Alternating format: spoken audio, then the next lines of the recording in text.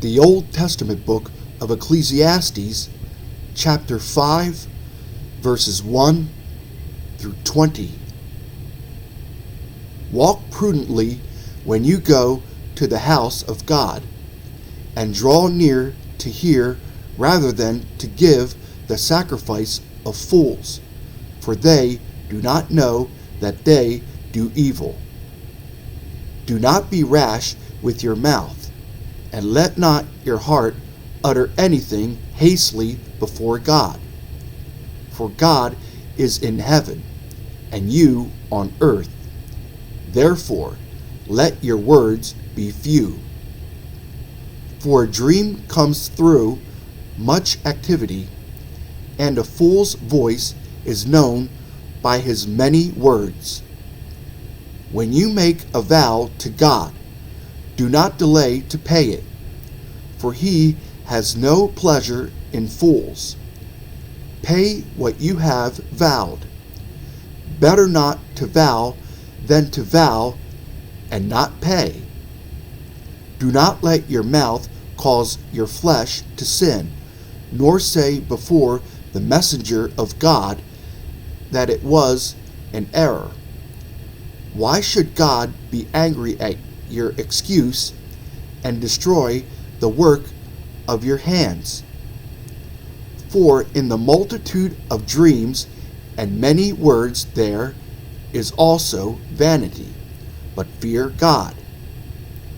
If you see the oppression of the poor and the violent perversion of justice and righteousness in the province, do not marvel at the matter, for high official watches over high official, and higher officials are over them. Moreover, the profit of the land is for all. Even the king is served from the field. He who loves silver will not be satisfied with silver, nor he who loves abundance with increase. This also is vanity. When goods increase, they increase who eat them. So what profit have the owners except to see them with their eyes? The sleep of a laboring man is sweet, whether he eats little or much. But the abundance of the rich will not permit him to sleep. There is a severe evil which I have seen under the sun: riches kept for their owner to his hurt. But those riches perish through misfortune. When he begets a son, there is nothing in his hand. As he came from his mother's womb, naked shall he return, to go as he came. And he shall take nothing from his labor, which he may carry away in his hand.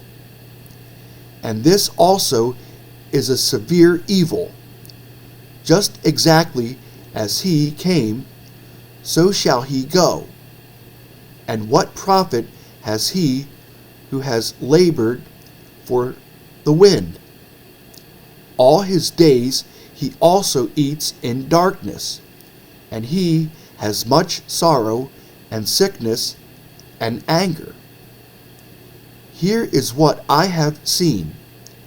It is good and fitting for one to eat and drink, and to enjoy the good of all his labor, in which he toils under the sun all the days of his life, which God gives him, for it is his heritage. As for every man to whom God has given riches and wealth, and given him power to eat of it, to receive his heritage and rejoice in his labor, this is the gift of God.